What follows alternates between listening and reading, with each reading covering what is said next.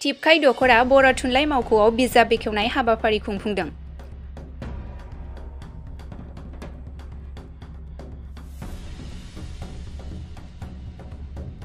क'क्राझार जिल्ला फटबरजरा महकुमानि सिङाव थानाय टिपकाइ दखरा बर' थुनलाइ मावख'आव दिनै डक्टर अजित बर' लिरनाय जोहोलाव नीलेश्वर ब्रह्मनि जिउ खौरां आरो गथ'सा बिस्मि 2 बिजाबखौ बेखेवना होयो।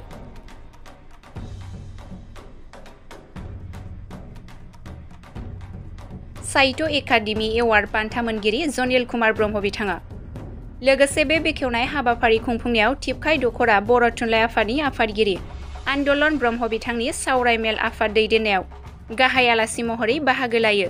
साहित्य एकाडेमि एवार्ड बान्था मोननो हानाय मानगोनां जनिल कुमार ब्रह्म बिथाङा लोगोसे आरोबाव साहित्य एकाडेमि एवार्ड बान्था मोननो हानाय अम्बिकागिरि हाज'वारिजों लोगोसे टिपकाइ गोजौसिन गुरुदेव कालीचरण ब्रह्म फरायसालिमानि गोरायुं धन राजन लाल आरो फटबरजरा जिल्ला साहित्य आफादनि बारग' आफादगिरि बिबिसन ब्रह्म, सुभाष चन्द्र नार्जारि, टिपकाइ दखरा बर' समाजनि आफादगिरि बिरेश बसुमतारि आरो मिरु ब्रह्म धोरोम आफादनि लेङाइ आफादगिरि निरन्जन ब्रह्म बिथाङा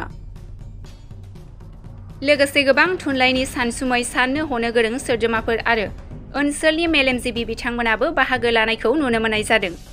लिरगिरि डक्टर अजित बर' बिथाङा खौरांगिरिनि सिगाङाव मा फोरमायखो फै जों मिथिना लानि। टिपकाइनि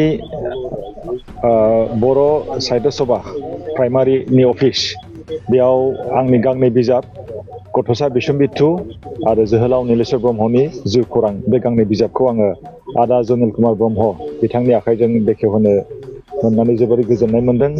बिथांनिसिम आं साबायखर बावदों आरो लोगोसे आङो साबायखर बावगोन टिपकाइ ओनसोलनि मेलेमजिबि बिथांमोननिसिम टिपकाइ प्राइमारि बर' साहित्य सभा फटबरजरा जिल्ला ब्रह्म धोरोम आफाद बर' थुनलाइ आफाद बर' फरायसा आफाद ट्राइबेल संघ बर' समाज साफ्रोमबो दैदेनगिरि बिथांमोननिसिम आं साबायखर बावदों। बिथांमोनहा नैबे हाबाफारियाव लोब लोब फैनानै आंखौ थुलुंगा होदों।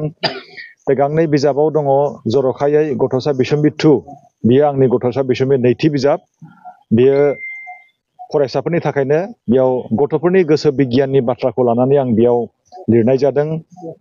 जों बयबो मिथिगौ लेखा फरायोब्ला मानसिया गोरों जायो, बिजनेस मावनो हायो, साख्रि मावनो हायो, गावनि आथिङाव गसंनानै थानो हायो आरो जोंनि गेदेरफोरनि रावफोरा फंसे रावानो जोंखौ दानो हायो, जोंखौ उथ्रिसार खालामनो हायो। थिग बेबायदिनो आंनि फंसे रावा जाहाथे फरायसाफोरखौ थुलुंगा होनो हायो बेबायदियै आङो गथ'फोरनि गोसो बिगियानखौ लानानै माखासे मटिभेशनेल मेसेज बे बिजाबाव आङो होदों आरो आं मिजिंथिदों फरायसाफ्रा बे बिजाबखौ फरायनानै जोबोरै थुलुंगा मोनगोन। मानो होननानै बुङोब्ला जोंबो दिनै लेखा फरायनानै बेबायदि गावनि आथिङाव जों गसंनानै जों थानो हादों आरो जोहोलाव नीलेश्वर ब्रह्मनि जिउ खौरां साफ्रोमबो गेदेरफोरनि जिउ खौराङा जोंखौ थुलुंगा होयो आरो बे जिउ खौरांनि गेजेरजों जोहोलाव नीलेश्वर ब्रह्मनि फिल'सफि बेखौ आङो बेरखांहोनो नाजादों। बिथाङा गावनि सुजुनाय खन्थाइ, गावनि सुजुनाय मेथाइ, गावनि लिरनाय लिरबिदां बेफोरखौबो आङो बे बिजाबाव होदों आरो जोहोलावखौ जोङो मानि थाखाय जोहोलाव होनखो, माब्ला होनखो, बिथाङा मेथाइजों लोगोसे मा मा खामानि मावदोंमोन बेनि सोमोन्दैबो आङो बे बिजाबाव बेरखांहोनो नाजानानै आङो जेसेबां हायो आङो लिरदों आरो आं मिजिंथिदों जोंनि नैबे हाबाफारि जाय हाबाफारियाव फटबरजरा जिल्ला टिपकाइ ओनसोलनि साफ्रोमबो मेलेमजिबि बिथांमोनहा फैनानै बाहागो लाफैदों। बे थासारिया मोनसे ओरैबायदि थासारि जाय थासारियाव पजिटिभ भाइब्रेसन दङ आरो बेबायदि पजिटिभ भाइब्रेसन गोनां थासारिखौनो जोङो सोरजिनांगौ। बेनि गेजेरजों जोङो फरायसाफोरखौ थुलुंगा होनो हागोन। मानो होननानै बुङोब्ला फरायसाफोरा बै समाव मेलेमा गोरलै, गोसोआ गोरलै, गाज्रिखौबो बिसोरो सानफ्लाङो, गाज्रिखौबो जोङो मावफ्लाङो।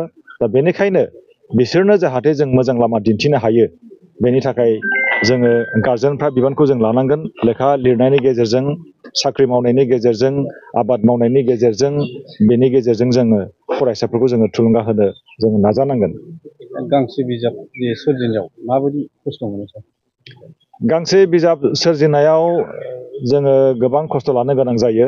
सोरनिबा रेफारेन्सखौ जोङो लानो गोनां जायो आरो रिसार्च बायदि जोङो जिउ खौरां लिरनायाव जुदि आखाइ होदोंब्ला बै न'खराव थांनानै बा बिनि रिलेटिभफोरनियाव थांनानै बा ससियेल मिडियानिफ्राय माखासे इनफरमेसन लानानै जोङो बिजाबखौ जोङो सोरजिनो गोनां जायो। गोरलै नङा मोनसे बिजाब सोरजिनाया। जोङो बिजाबखौ सोरजिनो होनब्लानो जाया, नाथाय जोङो गोसो होथाबोब्ला जोङो सोरजिनोबो जों हागोन। गिबियाव जोङो जोंनि साननायफोरखौ लासै लासै जोङो गुवार खालामलांनो जों हागोन आरो जेसेबां बिजाब लिरगोन एसेबां जोंहा एक्सपिरियेन्स जागोन। सारा दिनैसिमाव बेसेबां बिजाब लिरबोखो एबा सोरजिबोखो? रायजोफोरनि अननाय मोननानै आं दिनैसिम 19 गां बिजाब लिरनो हाबाय। नैबे गांनैया गथ'सा बिसम्बि 2 आरो जोहोलाव नीलेश्वर ब्रह्मनि जिउ खौरां। सिगां समाव आङो 2020 मायथाइयाव गथ'सा बिसम्बि लिरखांबाय आरो नैबे मोनसे गोदान 2 बियो। सिगांनिया गथ'सा बिसम्बिल'मोन, दा नैबे 2 बैजों गोरोबा, नाथाय कन्टेन्टसा एखे। बैबो गथ'फोरनि साइक'लजिजों सोमोन्दो लाखिनानै लिरनाय आरो नैबेबो गथ'फोरनि साइक'लजिजों सोमोन्दो लाखिनानै लिरनाय। आरो आङो बुंगोन बेखौ जुदि बैसोगोराफ्राबो फरायोब्ला एसेब्लाबो थुलुंगा मोनगोन होननानै आं सानदों। मानो होनब्ला जोंबो मटिभेशनेल भिडिअ जोंबो नायो। जेब्ला जोंनि गोसोआ एसे गोदाव सोराव जायो बा दुखु मोनो, अब्ला जोङो मटिभेशनेल जोङो बिराद नायो। मानसि गेदेरफोरनि मटिभेशनेल मेसेजखौ जोङो नायो, लेखा जोङो फरायो आरो बैफोरखौ गोसोआव लानानै रेफारेन्स लानानै बे बिजाबखौ सुजुनाय जादों। साबायखर। बर'नि मुंदांखा थुनलाइ लिरगिरि डक्टर अजित बर' बिथाङा जोहोलाव नीलेश्वर ब्रह्मनि जिउ खौरां लिरनानै दिनै टिपकायाव बेखेवफैदों।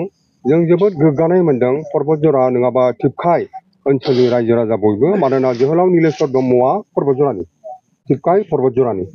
बिथांनि जे बिहोमा, बे बिहोमाया दुलाराय बर' हारिनि थाखायनो गेदेरथार बिहोमा, जायनि थाखाय नीलेश्वर ब्रह्मआ जोहोलाव बिमुं मोन्दों।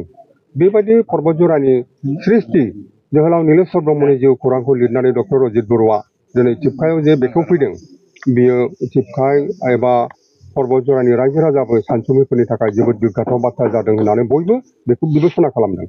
आरो लोगोसे बिथाङा गथ'सा बिसम्बि होननाय जाय बिजाबखौ लिरनानै बिथाङा साहित्य एकाडेमि बान्था मोन्दोंमोन, बे गथ'सा बिसम्बिखौ नैथि खेब सेकेन्ड एडिसन लिरनानै बिथाङा बे बिजाबखौबो बेखेवफैदों। आरो बेखौ बेखेवदों गासैबो जोंनि पर्बतजरानि हाथरखि थुनलाइ मुलुगनि जेनाखि बर' हारिनि सासे अलंबार जनिल कुमार ब्रह्म सारा बेखेवनानै होदों। जोबोद रोजा रोजा साबायखर डक्टर अजित बर' बिथांनिसिम आरो जनिल कुमार ब्रह्म